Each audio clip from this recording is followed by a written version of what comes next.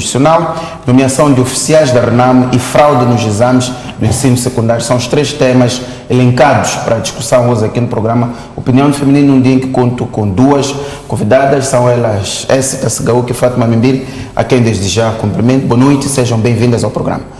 Muito bem, Fátima, começo por si. Vamos começar com o nosso primeiro tema, que é a proposta de aumento de direitos e regalias dos juízes do Conselho Constitucional. Uma informação, uma notícia que está a marcar esta semana. A minha pergunta é se esta proposta faz ou não sentido, considerando que um dos argumentos do Conselho Constitucional é de que está a igualar as suas condições a dos seus colegas no Ministério Público e no Tribunal Supremo. Muito obrigada, Mucipo. Primeiro quero saudar aos caríssimos telespectadores, a minha companheira do painel, a Écita, e agradecer por esta oportunidade. Bom, eu acho que esta proposta dos juízes, ela primeiro chega numa má altura. O país está numa crise sem precedentes, não tem recursos para contratar professores em número igual ou necessário para responder àquilo que são os desafios da qualidade e do acesso à educação, não tem recursos para comprar medicamentos. Sabemos que o Ministério da Saúde está em dívida com as empresas que fazem importação de medicamentos, lançou concursos e não está a conseguir honrar porque não tem dinheiro. Sabemos que o Estado não está a conseguir construir as infraestruturas necessárias porque não tem recursos, e os juízes do Conselho Constitucional vêm para pedir aumento das regalias que eles têm enquanto juízes.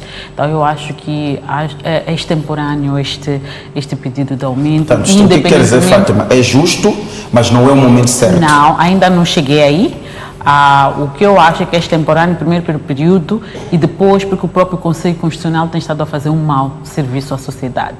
Então acho que eles próprios poderiam pôr a mão na consciência, porque nos leva até a refletir um pouco se isto não será a outra mão que eles estão a estender ao governo, se nós vos facilitamos as coisas nos processos eleitorais, agora deem-nos a recompensa. Então não nos criem um pouco esta confusão. Mas essa ideia de uniformizar as suas condições com os demais colegas, o Ministério Público, o Tribunal Supremo, esse argumento não é válido? O argumento que eles trazem de igualar as condições em relação aos seus colegas da Procuradoria, do Ministério Público e do Tribunal, e da Magistratura Judicial, eu acho que em relação à questão de igualar as condições é um argumento que até é razoável, mas este argumento nos remete a uma outra reflexão mais profunda. Não será que haverá excessos ou exageros em relação às condições que são atribuídas aos juízes e aos procuradores, tendo em conta inclusive o delivery desses juízes e desses mesmos procuradores? Então eu acho que aqui o próprio Conselho Constitucional nos dá uma oportunidade como país para refletirmos sobre o que é que nós esperamos destes profissionais e o que é que nós temos a dar a estes profissionais e como é que nós também podemos exigir resultados destes mesmos profissionais, porque não faz sentido o Estado estar a dar casa condigna, como eles chamam, estar-lhes a dar viaturas, como eles chamam, estar-lhes a dar férias, passaportes diplomáticos até para os seus próprios familiares e por aí fora, e no final, do ponto de vista de resolução dos problemas, de justiça, que é a maior sede que os moçambicanos têm, zero.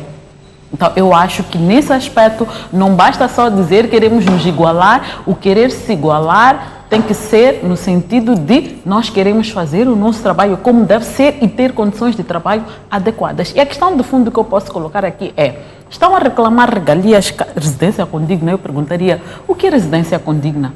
Qual é esse juiz, conselheiro do Tribunal do Conselho Constitucional? Vive aonde? Qual é essa residência condigna que se está a pedir? Quando se fala de viatura de afetação, compra com seu próprio salário, ora. E mais, estes têm isenções para importação.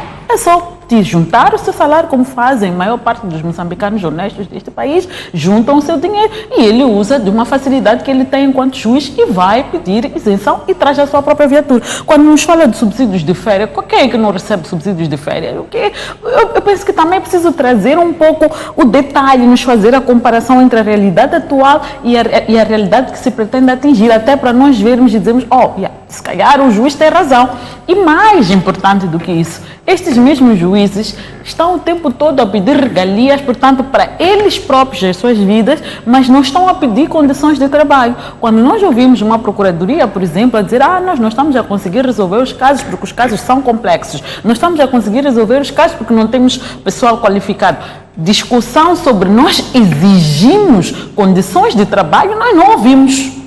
E são essas condições de trabalho que no final do dia influenciam o delivery ou a resposta à qualidade do seu trabalho. Sobre isso ninguém fala, mas sobre as regalias, os benefícios, todos estão lá. Quer dizer, também temos que lembrar que o nosso país é pobre. Ok? Queremos sacrifícios, vamos fazer sacrifícios de todos. Se calhar, se conseguirmos resolver os problemas da justiça, talvez resolvemos o problema da pobreza deste país e, consequentemente, resolvemos o problema das condições pessoais desses mesmos juízes. Então, é preciso também refletirem um pouco que a sua contribuição, o seu papel vai resvalar na melhoria da sua condição de vida enquanto indivíduos e profissionais. Écita, tem a mesma opinião que a da Fátima, a ideia de que esta proposta é extemporânea. Obrigada, MC. Quero cumprimentar os nossos telespectadores e a Fátima, que me acompanha hoje por cerca de 1 hora.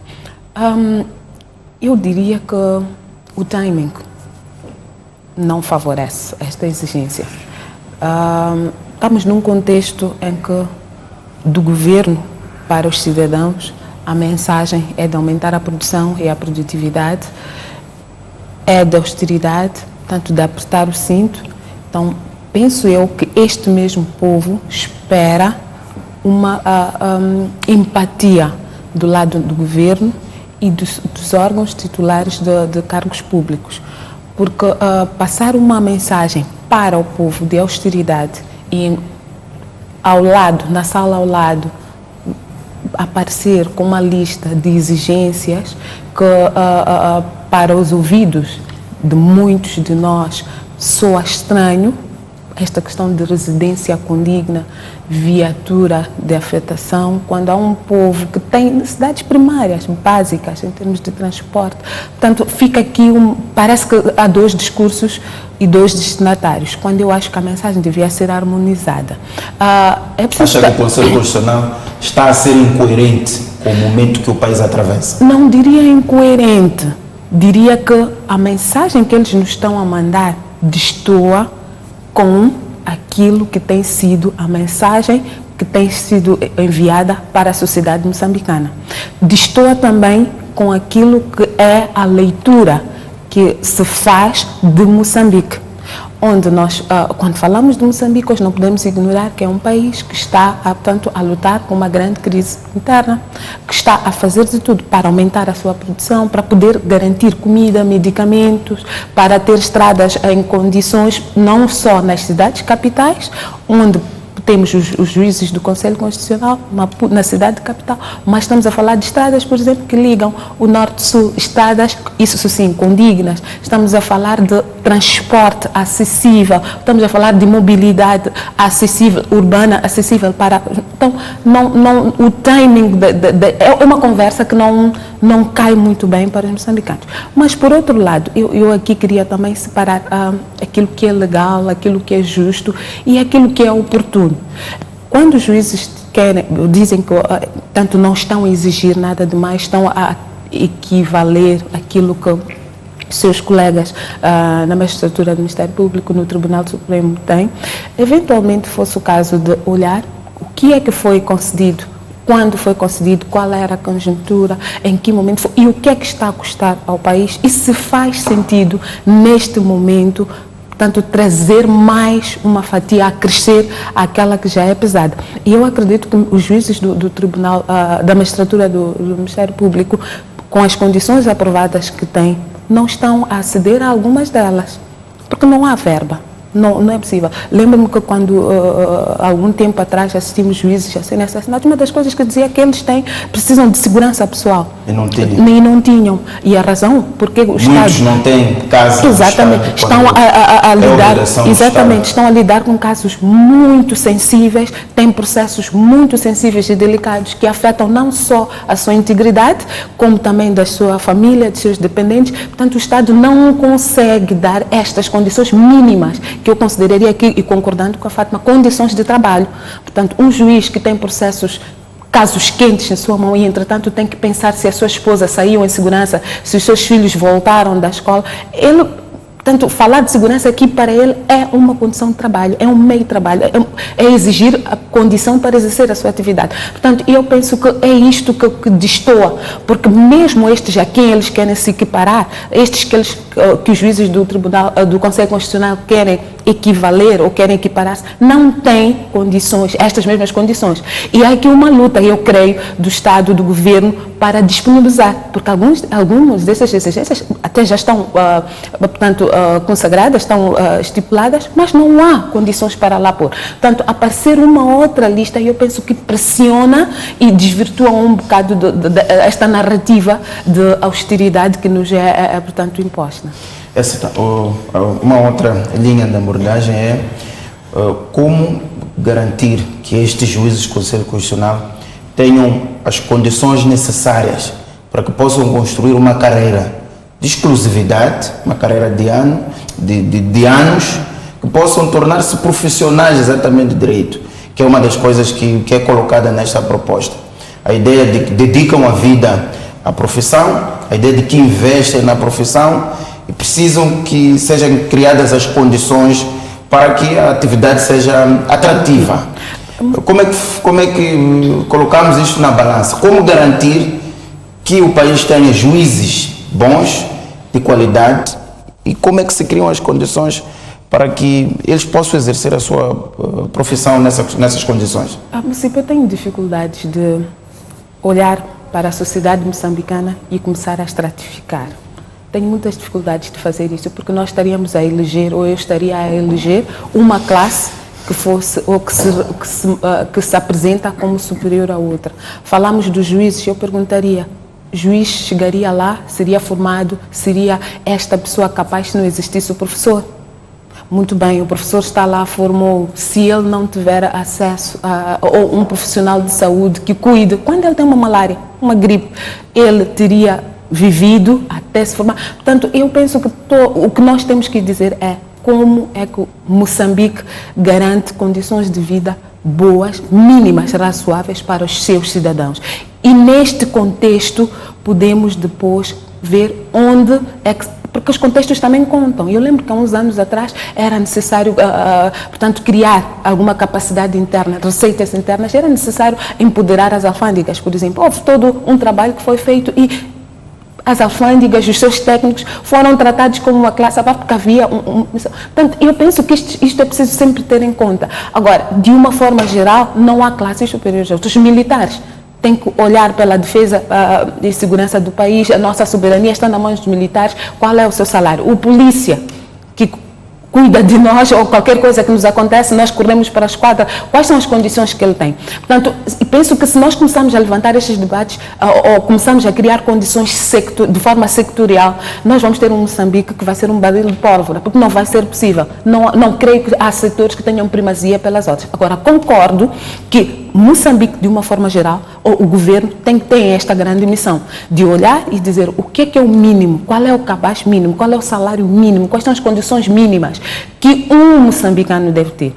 E feito este trabalho, feito este levantamento, existindo estas condições, podemos depois ir empoderar classes num contexto determinado com o objetivo de garantir um certo resultado. Isto eu penso que é possível e acho que acontece em muitas partes do mundo. Empoderar uma classe num determinado contexto para resolver um problema. Que depois, no fim, enquanto se empodera o que vai acontecer é que as outras vão crescendo. A sociedade, de uma forma geral, vai melhorando nos vários indicadores e vai poder chegar a um nível que estamos todos, ou se não for uniformes, estamos muito próximo disso. Fátima, qual é a sua opinião? Condições versus a construção de uma carreira profissional. Bom, eu acho que a discussão, eu concordo literalmente com o ponto colocado pela EACITA. Nós não podemos estratificar a sociedade. Primeiro é preciso olharmos para aquilo que é a nossa realidade. E se nós formos a olhar até entre o risco a que estão expostos os juízes do Conselho Constitucional, e os riscos que são expostos, por exemplo, os juízes do Tribunal Supremo ou de qualquer outra área, e os próprios procuradores, nós vamos ver que talvez os juízes conselheiros são mais privilegiados. Mas não quero entrar nessa discussão, porque aí teríamos que aprofundar as funções de cada um, etc. Mas eu acho que o que qualquer um de nós, enquanto profissional, tem que olhar é lembrar que nós estamos ao serviço da nação em primeiro lugar. Ok? Nós estamos em serviço da nação. Aquelas pessoas estão lá ao serviço da nação. E devem cumprir com brio nas condições em que elas têm para trabalhar. Para mim, a luta maior que se tem que fazer é: vamos trabalhar enquanto juízes, enquanto pessoal da administração da justiça, para garantir que este país tenha um ambiente justo, um ambiente onde as coisas possam fluir de uma forma natural, como deveria ser. De modo a que hoje nós não estivéssemos a discutir se o juiz conselheiro merece ou não merece. Porque se nós formos a discutir sobre questões de salário, questões de carreira, no final do dia nós vamos concluir que todos os setores da atividade deste país merecem ser priorizados. O professor recebe quanto? Professores já trabalharam em 20, os professores que me formaram recebem quanto? Que nos formaram recebem quanto? Pessoa na universidade recebe quanto? O resultado qual é? Vivem todos eles como turbos. Eles são professores na universidade, mas na realidade a sua vida é feita lá fora. A universidade é um lugar por onde eles passam para cumprir alguma... E se passarem? Por quê? Porque o salário que eles oferem não é suficiente para lhes dar esta dignidade que os juízes estão a pedir. E por que isto acontece? Porque este país não tem um ambiente adequado. Este país não produz. Não produz não porque não há condições para produzir. É porque não queremos produzir porque a pobreza nos beneficia. Então, para mim, o mais importante aqui não é o juiz dizer, porque eu quero me igualar aos outros. Quer se igualar aos outros em que termos? O que é que isso significa do ponto de vista do trabalho que realiza?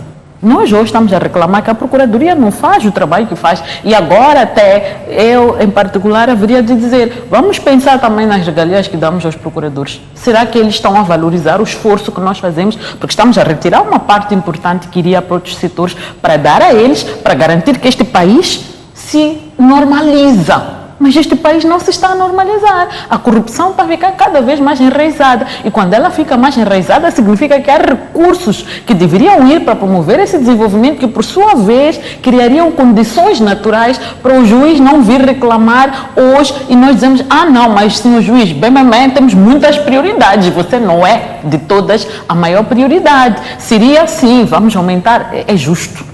Este setor também é justo. Neste momento nós estamos em condições. Por quê? Porque nós temos problemas estruturais. E esses problemas estruturais são resultado da nossa desorganização e a nossa desorganização é resultado da falta de justiça. E estas pessoas vivem que nem heróis. Que nem heróis não, vivem que nem burgueses num país pobre. Então, eu acho que aqui... eles abraçaram a carreira, como tantos outros poderiam ter abandonado a carreira de docência, continuam a dar aulas, porque eles reconhecem a importância, porque eles se comprometeram, apesar de não estarem muitos a fazer como deve ser.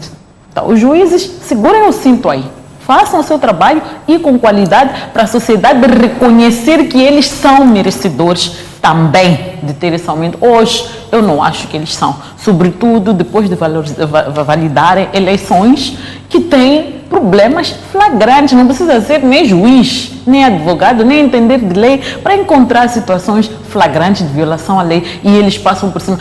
Está tudo bem, mas... basta entrar um mais, então já não está tudo bem. Alguma coisa não está bem. Então, eu acho que aqui a discussão sobre como garantir a profissionalização, a qualidade dos serviços tem que ser discutida de uma forma muito ampla. Eu, particularmente, acho que se calhar, e isso eu recomendo os economistas que aprofundem isso, que se calhar uma solução para o nosso país sair da situação que está é melhorar a condição salarial das pessoas. Talvez as pessoas vão se sentir muito mais incentivadas, muito mais empenhadas. No geral, as pessoas vão deixar de fazer esse desdobramento, sair daqui, ir para ali, não sei o que, desgaste. Então faz a metade daqui, faz a metade ali, faz a metade ali e no final não faz absolutamente nada. Então, talvez pensarem como é que nós saímos disso, mas o setor da justiça é crucial para disciplinar o poder público. Enquanto não fizerem isso, Da minha parte, não merecem nenhum apoio para terem regalias e por aí fora. Tem que merecer para ter. Muito bem, vamos avançar.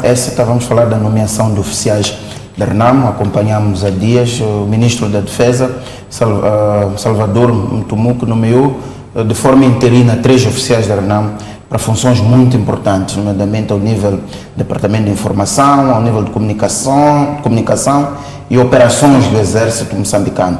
Vimos a RNAM a vir dizer que a expressão interino não devia funcionar, deviam ser nomeados de forma efetiva. E vimos também o ministro Mutumuco já vir reagir a dizer que o fato de serem interinos não quer dizer que deixam de ser oficiais. De qualquer forma, nota-se aqui um sinal que se dá relativamente àquilo que foi consensualizado entre o Presidente da República e a liderança da RNAM. Qual é o seu entendimento? É um passo mesmo para o entendimento entre o governo e a RNAM?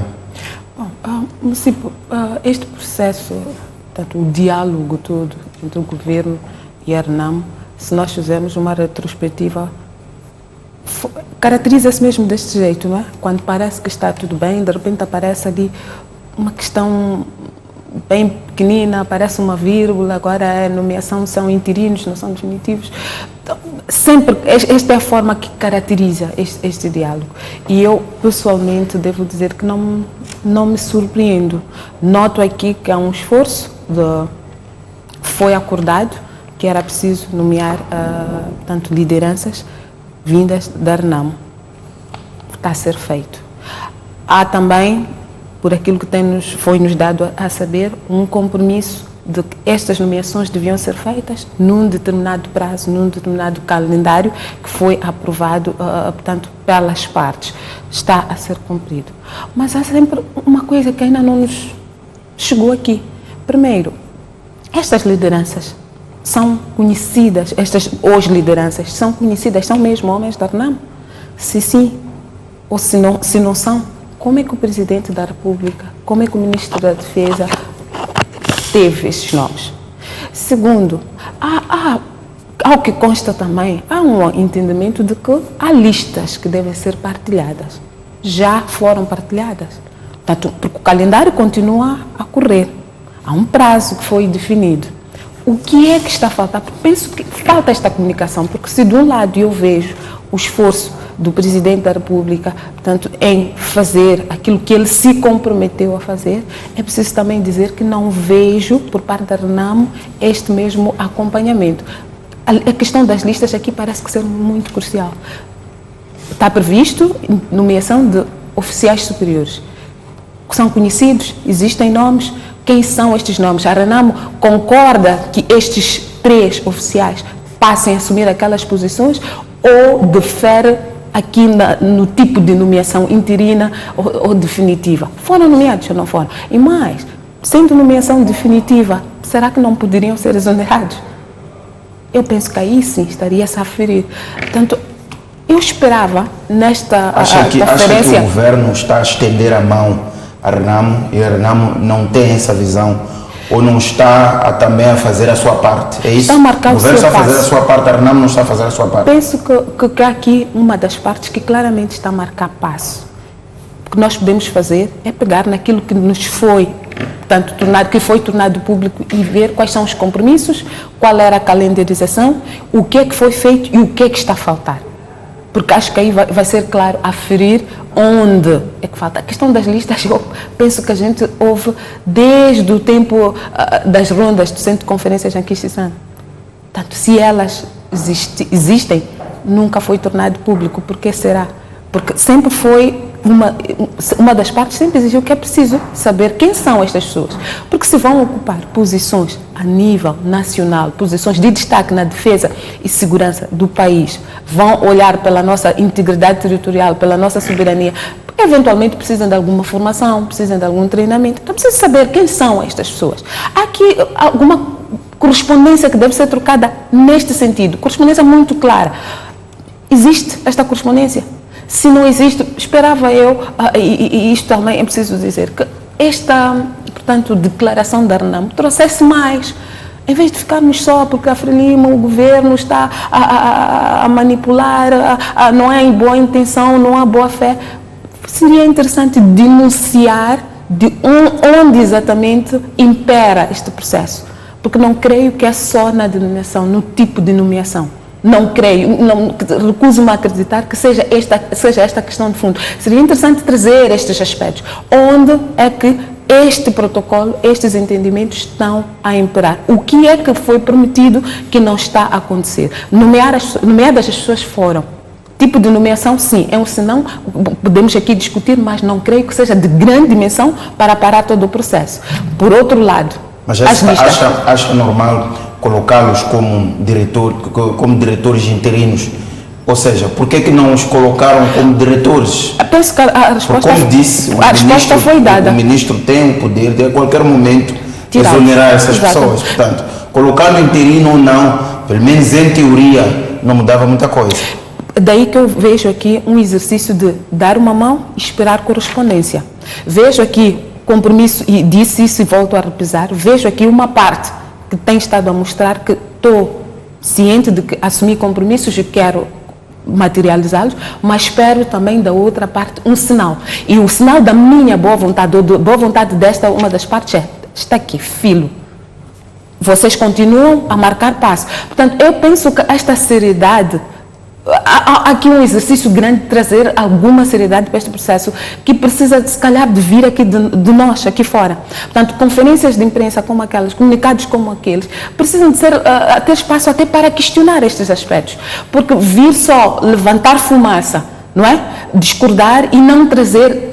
Traga também o que você fez. O processo está parado, não concordo com isto. Diga também o que é que você fez. Desde que assumiu esse compromisso, qual foi a sua cota-parte? Não é? Não só acusar, não só dizer que a outra parte está de má fé, porque eu penso que são declarações como estas que, repito, a mim não me surpreendem se olharmos até para o contexto, se olharmos para aquilo que foi a moeda de troca que uma das partes tem sempre usado em processos eleitorais, em vésperas de processos eleitorais, não me surpreende. Portanto, esta declaração de parte muito concisa, com dados muito concretos do que também teria feito, eu penso que ia ajudar a desanuviar e a movimentar aqueles que estão céticos. Fátima, a nomeação de oficiais da RNAM, no seu entender, representa um passo para a pacificação do país? Bom, talvez representaria se o processo, esta nomeação ocorresse dentro dos termos em que foi acordado. A primeira precisa lembrar que no quadro do memorando de entendimento está logo no número 1 do memorando descrito que a nomeação dos oficiais da RNAM deve ser a título efetivo e não a título de interinidade. Então eu acho que aqui é preciso nós compreendermos porque que o governo optou por nomeá-los de forma interina e não de forma efetiva, como está acordado. Agora, há uma questão de fundo aqui que eu acho que é importante refletirmos sobre ela.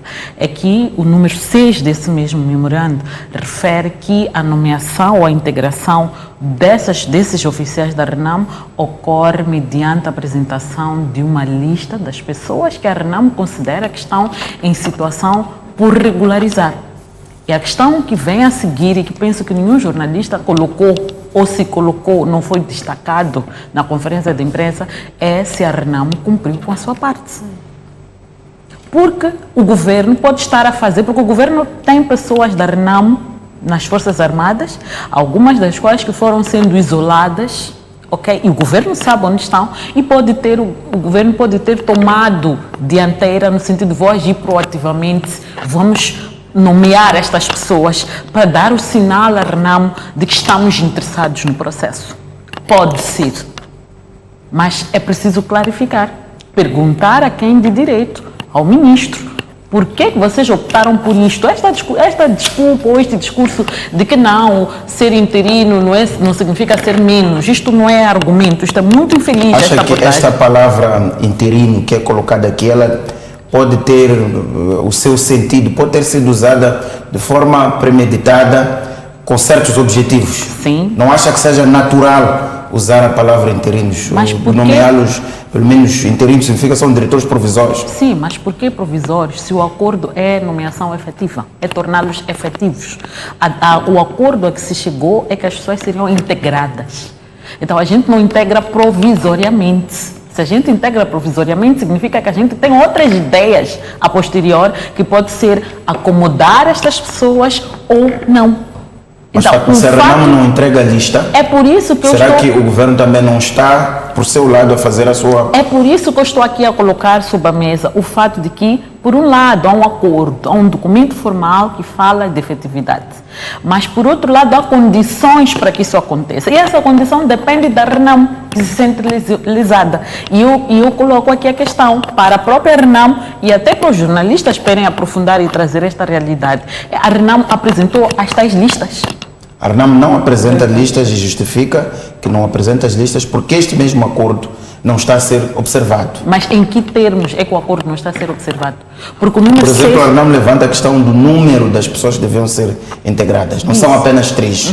Deviam ser neste período entre 6 a 10. Isso. É uma das reclamações que eles colocam. Mas são de 6 a 10. Quem são essas pessoas? Não sei se percebe, município, a questão que estamos a colocar aqui é: reconhecemos a justeza do argumento de que as pessoas devem ser efetivamente enquadradas. Mas o mesmo memorando que a Renamo assinou, e eu espero que a Renamo domine, conheça esse instrumento. No número 6, refere que a integração destas pessoas ocorre mediante a apresentação da lista da própria Renamo. E a questão que se coloca de fundo é: a Renamo apresentou a lista das pessoas que têm que ser integradas. São 10. Onde é que estão estes 10 nomes? Se eles submeteram os 10 e o governo apenas acomodou 3, estamos perante um problema grave que mina os objetivos da paz. Não haja dúvidas, mas para nós chegarmos a esta conclusão, primeiro temos que ter certeza que a Renamo submeteu a lista das pessoas no número que está acordado no memorando.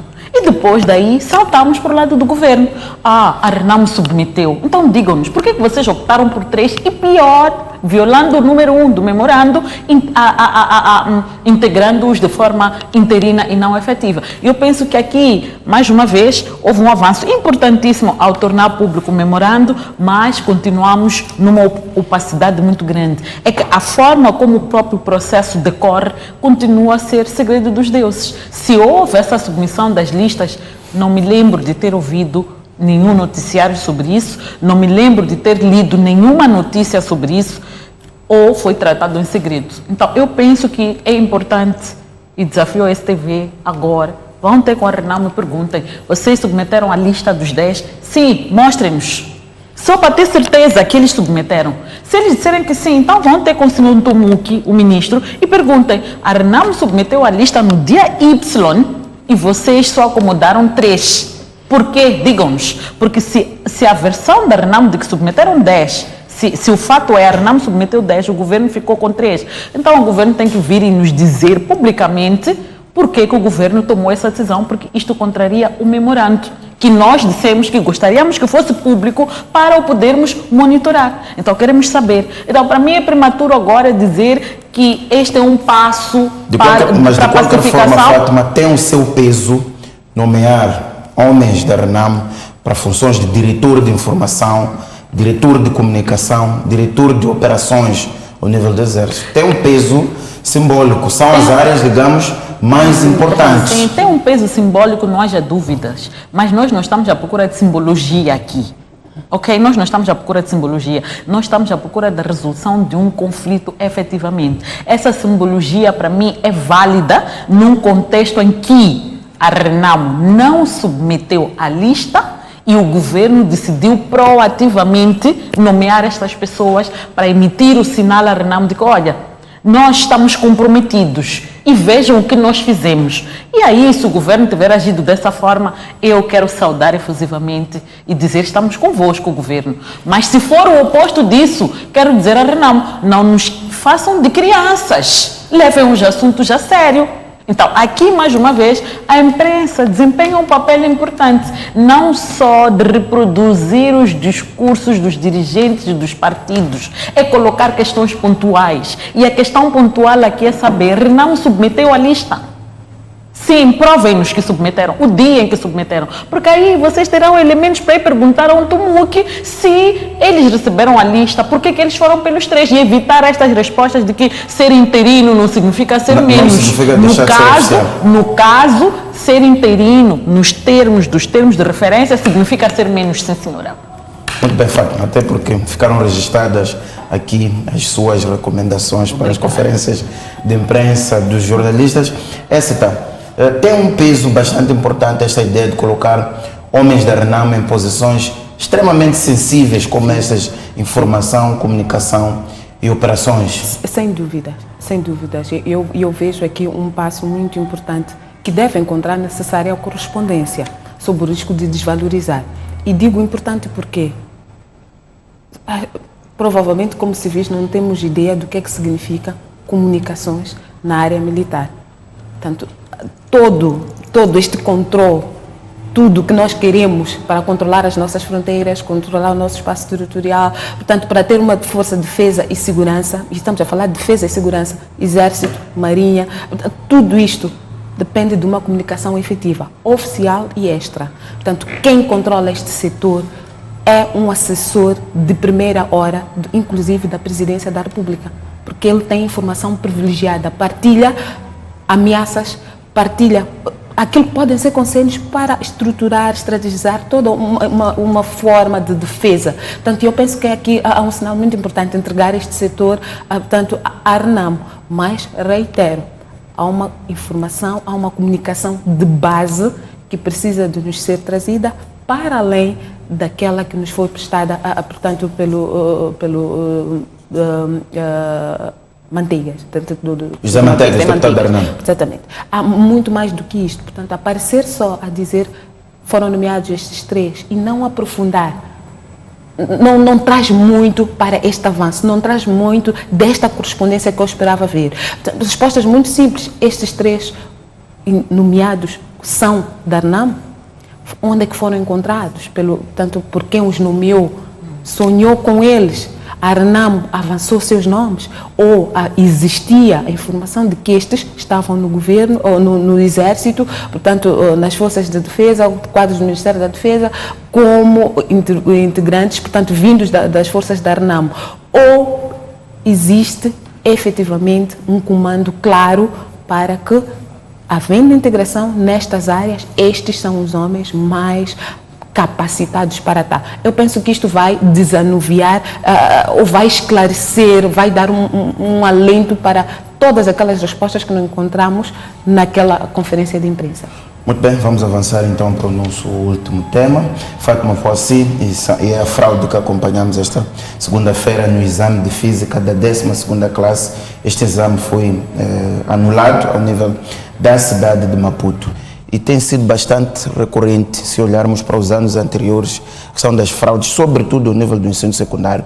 Depois da segunda-feira ouvimos no dia seguinte também suspeitas de fraudes num outro exame, mas não houve uma decisão de suspender ou de cancelar esse mesmo exame.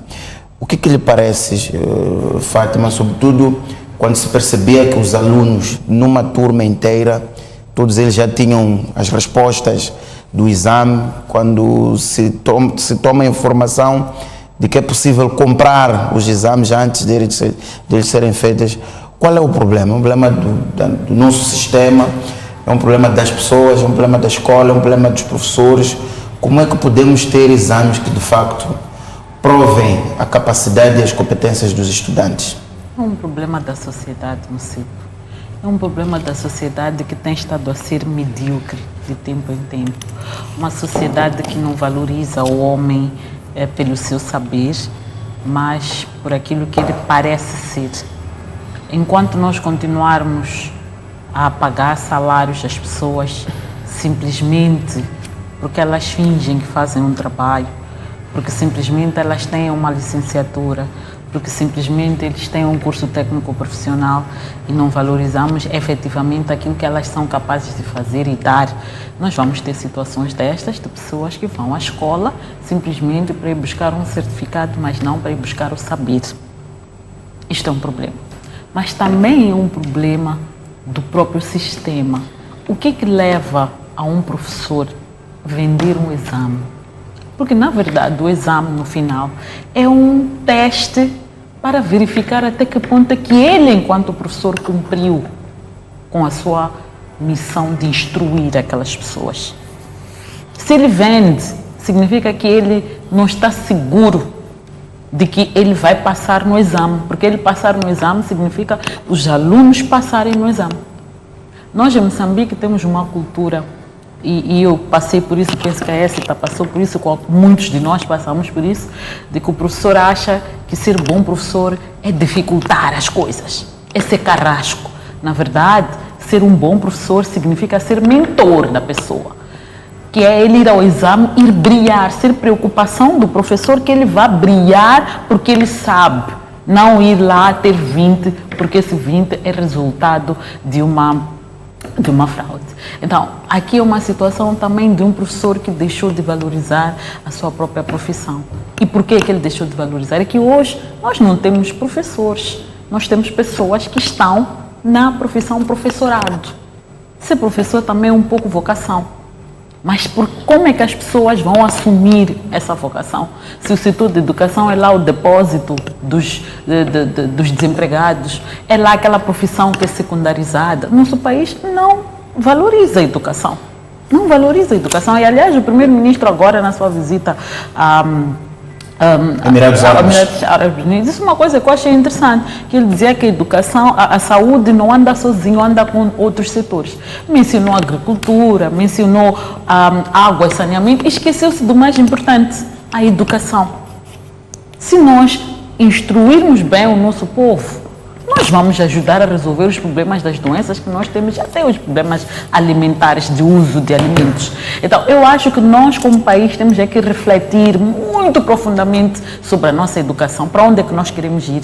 E aonde nós queremos ir vai implicar uma mudança de paradigma, voltar a colocar a educação no centro, significando que nós vamos recrutar os melhores para serem professores e vamos os valorizar. E os melhores não significa ser só melhor intelectualmente, significa também ser exemplar do ponto de vista de moral e ética. E hoje nós não temos. Quando é este mesmo professor que viola meninas e ao invés de ser expulso, é enviado lá para Madimba, porque é distante, tipo castigo, não está a castigá-lo, não está a ensiná-lo, porque ele vai fazer exatamente a mesma coisa que vai fazer lá. Quando um professor pede em troca relações sexuais para dar nota, é este professor, resultado é este. Portanto, esta fraude de dar o exame aos alunos é uma parte de um problema muito complexo da moralização da nossa sociedade em particular, mas também da forma como nós lidamos com o setor de educação. O setor de educação neste país deixou de ser prioridade há muito tempo. As pessoas que se sucedem e bem são pessoas que fazem esforço pessoal e as suas famílias investem de forma muito profunda nisto, porque se dependêssemos dos professores apenas, muitos de nós não estaríamos onde estamos e o que somos. A Fátima acabou transmitindo aqui uma visão geral sobre a educação. Faço a mesma pergunta. Qual é o seu olhar ao fato de se ter cancelado o exame, ter-se anulado o exame de Física da 12ª classe na cidade de Maputo, portanto, na capital, por fraude? Neste caso já nem se trata de suspeitas. O Ministério da Educação disse que encontrou alunos com respostas de todas as perguntas que estavam no exame. O que isto significa? E a questão do nosso sistema. E como é que, acima de tudo, pode-se garantir que as coisas sejam melhores? Que, de facto, quem esteja a ser examinado seja aprovado, que tem conhecimentos naquela área. Município, eu começo por manifestar minha total preocupação com este caso.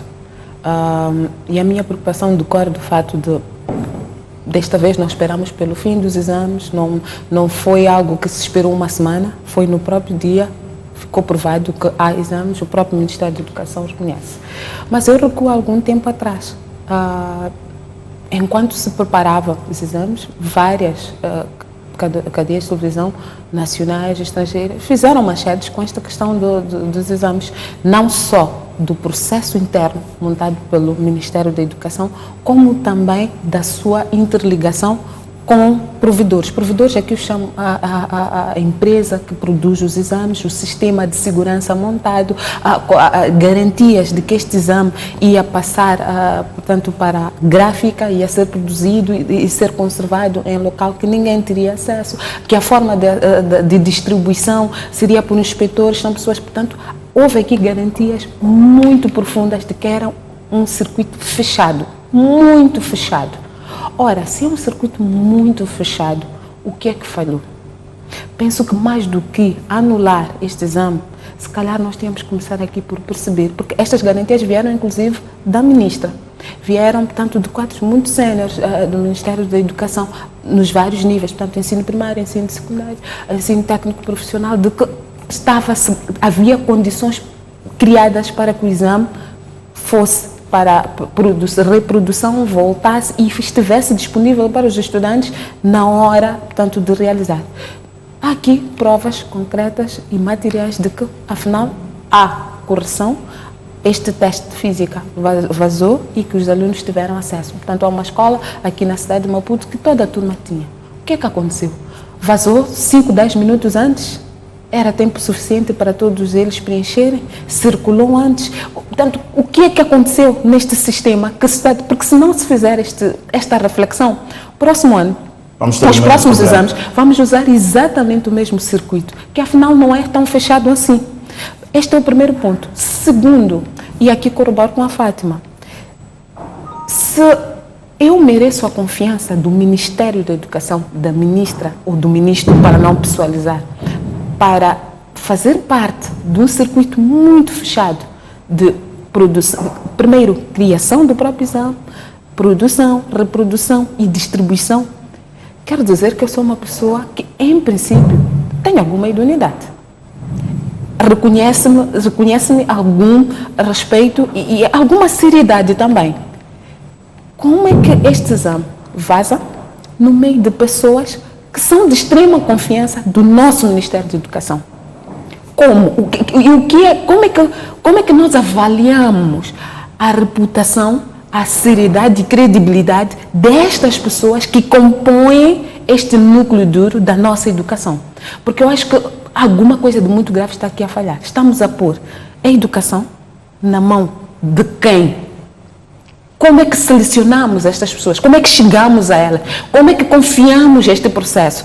Como é que elas vão, negociam, falam, porque não acredito que um ministro faça tudo isto sozinho. É humanamente até impossível. É preciso que haja ali pessoas para fazer isso. Quem são estas pessoas? Como é que chegaram ali? E como é que vão ser tratadas doravante? Continuam a merecer esta confiança? Eu tenho muitas perguntas que de fato inquietam-me, porque eu vi alguns dos estudantes e eles com um sorriso diziam: para quem estudou, o exame foi fácil. Mas como estudou? Aquilo era mais do que estudar. Então, corremos o risco de todo um país, todo um sistema ser ridicularizado por miudinhos de menos de 20 anos, miudinhos de menos de 15 anos. Para mim, isto é grave. Ninguém pode ter orgulho de estar a assistir a estas situações.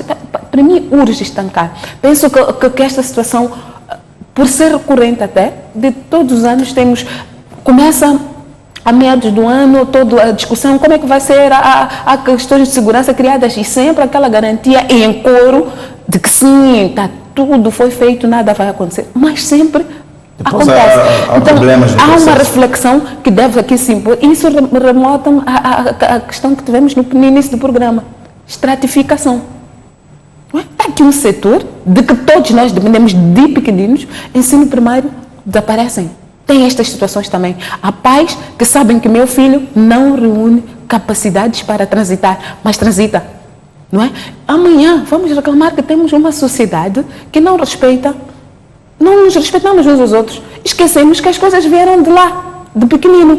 Portanto, não é só sistema de educação, como é também, portanto, ensino e aprendizagem, como também educação. Porque estas duas áreas, algumas coisas transportamos das nossas casas, transportamos a nossa forma de ver e de ser e de proceder, e ninguém nos educa para o sentido de que, sabe, a ser assim, você não pode ser integrado num processo que nós queremos que seja sério, num processo que nós queremos que seja credível. Portanto, arrisco até dizer, há pessoas mal criadas, mal educadas, que estão a espalhar esta forma de ser. E está a ficar toda uma sociedade sem valores. Está a ficar toda uma sociedade que consegue pegar um exame no próprio dia, circular, e depois vamos dizer que passamos todos. E esta outra questão é, se escapou um exame de física, quem é que nos dá garantias de que os outros exames de português, matemática, também não escaparam? É esse o meu ponto, por isso é que eu digo, depois de todas as garantias,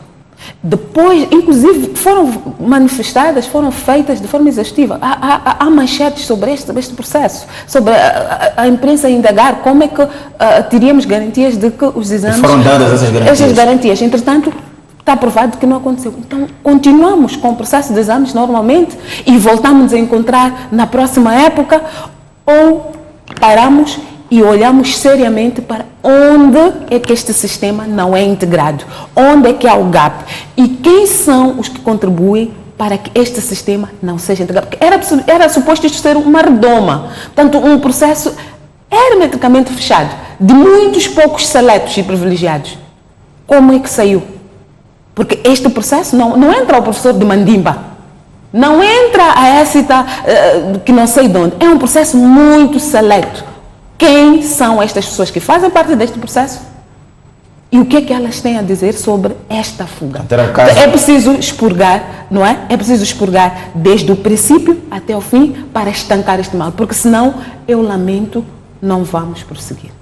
Fátima? Sim, eu na verdade queria só acrescentar aqui ao ponto do questionamento em relação ao sistema, que na verdade se havia garantias de que o processo haveria de decorrer com toda a proteção, portanto seria transparente e protegido, que ninguém teria acesso aos exames, é preciso que haja uma investigação de fundo sobre isto, até porque é preciso começar a responsabilizar as pessoas envolvidas nestas coisas. Nós estamos a falar de fraudes há bastantes anos, mas não me lembro de nenhum momento ouvir dizer que X número de pessoas estão em problemas com a justiça por estarem envolvidas nesta situação. Muito provavelmente, o circuito que deveria ser fechado e seleto, ele acaba sendo frágil porque ninguém alguma vez foi responsabilizado. Portanto, não temos aquilo que os juristas chamam de jurisprudência em relação à questão das fraudes. Então, eu aqui acho que mais do que só cancelar o exame, é importante que se faça uma investigação para responsabilizar as pessoas dentro do Ministério ou dentro de todo o sistema de gestão do processo dos exames, mas também acho que é preciso medidas disciplinares em relação a estes alunos que estiveram envolvidos na fraude, até porque não é justo que uns tenham tido acesso ao exame, embora eles tenham sido penalizados pela invalidação ou cancelamento do exame, mas acho que mais do que só cancelar o exame, é preciso ver depois como é que nós tratamos estas mesmas pessoas. Porque muito provavelmente pode ser que estes alunos ou alguns alunos tenham pressionado pessoas dentro do sistema, não é? As corrompido, e isto não pode ficar por isso. Mas também pode ser que estas crianças, estes alunos, tenham sido aliciadas pelas pessoas dentro do sistema em troca de valores. Então, aqui há dois atores importantes que é preciso investigá-los e responsabilizá-los. E só o cancelamento ou a anulação do exame não é suficiente. Muito bem, o nosso programa termina por aqui. Agradecer a vossa presença, Écita Gaúque e Fátima Membir. E assim, caro telespectador que nos acompanhou, o programa Opinião do Feminino fica por aqui. Até a próxima quinta-feira.